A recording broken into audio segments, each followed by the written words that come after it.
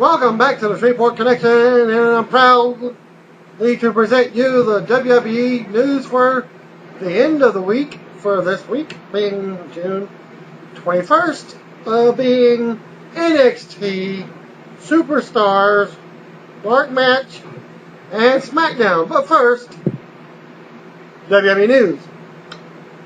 As last night, with your voting, WWE.com announced that there were errors in the entire show. Thus, the voting was rigged for what if they wanted you to see. Well, next week they're only going to replace one match. And that match will be Sin Cara versus Evan Bourne. Okay, WWE News reported that another voting error in the Power to the People edition of Raw posted an update on the voting errors that were made Monday's Power to the People edition of Raw. They noted that Sin Cara actually earned 90% of the vote and should have faced Evan Bourne, but the error resulted in Mason Ryan facing Bourne instead. The story also notes that voters wanted Vicky Guerrero banned from ringside when Dolph Ziggler defended the U.S. title against Kofi Kingston. Due to another error, the company went with the best of the three falls match, which was my choice anyways. It made more sense. To read more on that story, visit WWE.com. Well, like I said, I'm happy they went with the voting error on the Dolph versus Kingston match. It made more sense.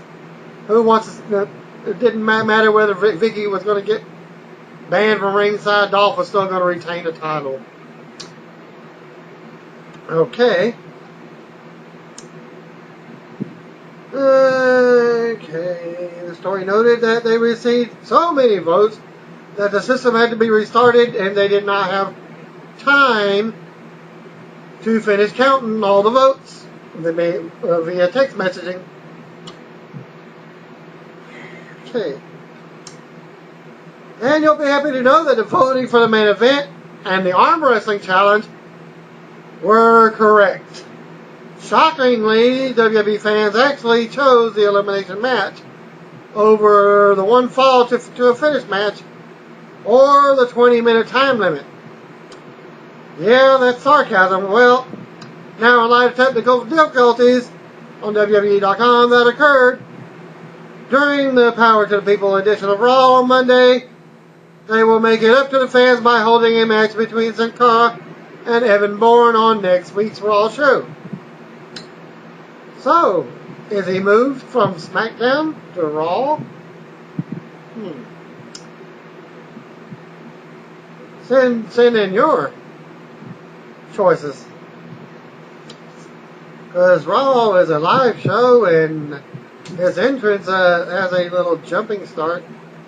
So, live audience, live TV. See how it goes. Okay. And they added, during Monday's Raw broadcast, WWE fans were given the option to text A, B, or C to 46993, which is Go WWE, in order to decide what they wanted to happen on the show. Things went perfectly at first with text votes. So selected Kelly, option B, to take on Brie Bella for the Divas Championship. However, the vote tabulating provider system became overwhelmed, causing those votes to definitively affect the following contest, in which Mason Ryan, also option B, was voted into a match against Evan Bourne, even though, as it was later discovered, Sin Cara had received 90% of the total votes in the WWE's live chat poll and should have been Bourne's opponent. Former WWE star Scott Hall was sentenced to 10 days in jail stemming from his drunk driving arrest from May of 2010 The sentence was reduced to 2 days in a Seminole County, Florida jail due to previous time served. To read more on that story, go to tmz.com. Paul won't serve time until July 5th. The story also notes that he will be placed in a medical ward due to his ongoing health problems. And here's some WWE 12 video game news from the creative director Corey Ledesma spoke with John Robertson of ESPN.com last week about the WWE's new video game and the ending of SmackDown vs. Raw series on the video game system. And here are some of the highlights. Well, John Robertson asked what is it about the new animation system that makes such a huge difference? And Corey's quoting by saying, whole goal of gameplay is that we want to be as fluid, as smooth, and with as high quality animation as possible. The knock on the franchise in the past have been that it's clunky, it's a little slow and not as responsive as gamers wanted. With the new system, it gives us capabilities to do stuff like interrupt an animation. So for the first time,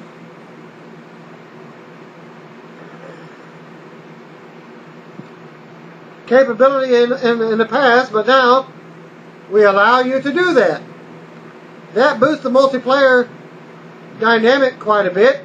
Then, okay, I missed somewhere on here. Okay, capabilities responsive as gamers wanted. With the new system, it gives us capability to do stuff like interrupt an animation. So far, the first time, capabilities in the past, but now we allow you to do that. That boosts the multiplayer dynamic quite a bit. Then with our new genderer, we have depth of field working, and we also have hires modeled with more textures, so they look more like their real life counterparts.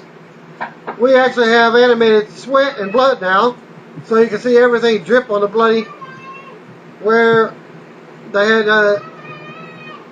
like their real life. Let's see, a clever swap to where you weren't looking kind of deal. Now it actually animates. And in terms of cameras, we now mimic the cameras WWE uses on television. They have like 24 cameras, and we set them up exactly like they do for TV and capture all the big spots like you'd see on a Raw with different camera angles. Okay, back to the example that they gave. If two characters were involved in a suplex, a third character can come in and break up that motion. Well, they've never had that on the previous games, and now they do on this one. To me, still the game sucks. And John Robinson asked, one of the things I've noticed about the game the past few years is that it's actually really easy. Maybe too easy. Any chance we're going to see the difficulty increased? Corey states that it's funny. That's something the hardcore fans have wanted for a while now. People like, all the tricks of the trade now, and it's too easy. So this year, normal is almost like legendary difficulty now. Hopefully it's a lot more competitive for our diehard fans. And the next question John asks is, I see adrenaline is now tracked on the screen. What does that do? Corey says in years past we let you free run, and what happened is everyone used running attacks nonstop. This is something that is a huge pain online. Now we limit how long and how much you can run. We don't do anything where you fall down or anything like that. You simply just can't run anymore. But this doesn't affect the Irish whip, and what would happen is you would set up the Irish whip, then your opponent who was tired would trip, That's not very fun. We turned the adrenaline off for our whips. Another thing we added is limb targeting. Say you want to go after the leg, simply hit the A button. Or if I get you in a lockup and want you to target the head, I hit Y. If I want to target the arms, that's X and B. What's cool about this is you can keep pounding on his legs. You can limit the amount he runs. Pound on his arms and he won't be as strong. Keep wearing on his head and he'll still stay groggier longer. This adds a whole new element of strategy to the gameplay. Like I said, our focus this year is gameplay. I know a lot of our fans have been fretting that since we added all the new technology, we must be eliminating modes. But we'll still have all the same match types. We'll still have a huge roster, and all of the other create modes are still in there. We didn't make any big cuts or anything like that. But when the hardcore fans finally get the chance to pick up this game, the new animation system and flow really make everything feel like a whole new game. And I think they're really going to like what they see. Not to me. And now for your dark match for SmackDown, or whatever you want to call it, because it was prior to NXT. Johnny Curtis defeated Tyson Kidd. And now for your NXT results. Titus O'Neil came out with Hornswoggle to talk about Maurice. Hornswoggle gives her a ring pop and she insults him. Zack Ryder comes out and claims that O'Neil is riding Hornswoggle's coattails. O'Neil mentions that Ryder was his pro in season 2 and he was the first one eliminated. Now he's going to win this with Hornswoggle. Matt Striker announces Titus O'Neil versus Zack Ryder as the main event. And up next was Yoshi Tatsu, Vladimir Kozlov, and Conor O'Brien defeating JTG, Chavo Guerrero, and Darren Young. Okay, then they have a segment with Tyson Kidd on the phone with Lucky Cannon. He has asked for a recount but didn't get it. Tyson Kidd enters a locker room with candles and a Yoshi Tatsu action figure in the middle. Tatsu tells him not to touch it and puts a Hershey bar in front of it. End of segment. And your main event, Zack Ryder defeated Titus O'Neil, and that was your NXT. And now for your SmackDown Superstars match. Of course, it's in Baltimore, Maryland. This is reported by PW Torch. Dark match before NXT started. Johnny Curtis beat Tyson Kidd in the dark match prior to SmackDown tapings as well in Hershey, Pennsylvania. And your dark match is Zack Ryder. Okay, that was from Raw. Zack Ryder beat Drew McIntyre. For those that didn't know from yesterday. WWE Superstars from Raw brand. Gail Kim beat Melina. Match number 2 was Tag Team Champions David Otunga and Michael McGillicuddy beat Santino Marella and Vladimir Kozlov.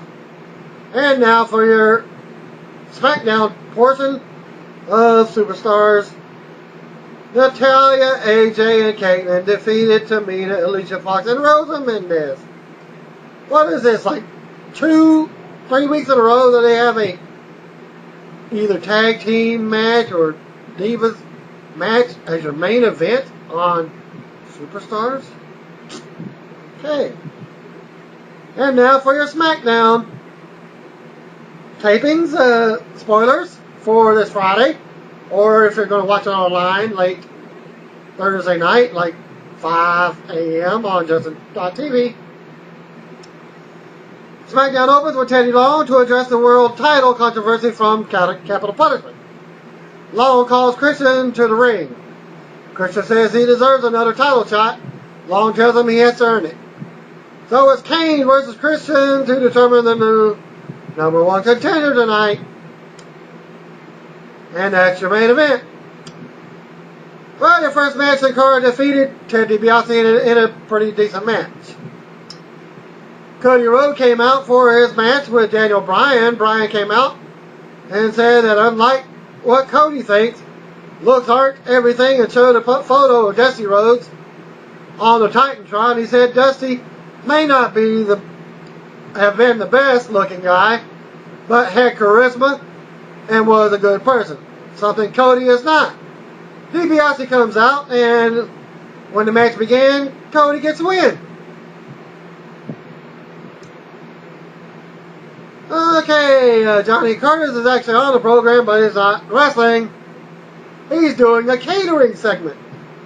He stands in front of a table with ketchup, mayonnaise, and mustard. Would you like fries with that? He takes the first two and leaves the mustard because he can cut it. And that's all he said. Backstage segment with Max Striker interviewing Big Show about being attacked by Mark Henry. Show says he's going to get Henry back when Henry spears him out of nowhere into the set. Referees help Show up and out as Henry walks off. Next up is your new Intercontinental Champion defending his title in a rematch against Wade Barrett. Winner of the match, of course, Zeke. Jack Corpella interviews World Champion Randy Orton. He says that Christian getting another opportunity to be the #1 contender is comical. But if he has to, he'll defeat him again and again and again. Backstage, Wade Barrett comes across Heath Slater and Justin Gabriel. Well, the core tag team, formerly the core, Justin Gabriel and Heath Slater, they mock him for losing to Jackson and say that they're going to go out there and do something that he can't do tonight, and that's win a match. And up next is Justin Gabriel and Heath Slater defeating the Usos. And not much of a segment here. Not much of a match. Jinder Mahal versus Yoshi Tatsu never happens, as Mahal attacked Tatsu and laid him out. Mahal cuts a promo saying Great Khali is done kissing fat women, and they will dominate. And your main event, Mark Henry attacked Kane to cause a DQ in the Christian versus Kane match, and Randy Orton came out to even things up. Teddy Long made it a tag match. Orton nailed Christian with the RKO, but Henry nailed Orton with the World's Strongest Slam and pinned him. So Christian ends up with the title shot at Money in the Bank pay-per-view, so that makes it your two main titles are already announced. And that ends my rant and raving on SmackDown Superstars, NXT, and WWE News. Stay tuned next week for more action.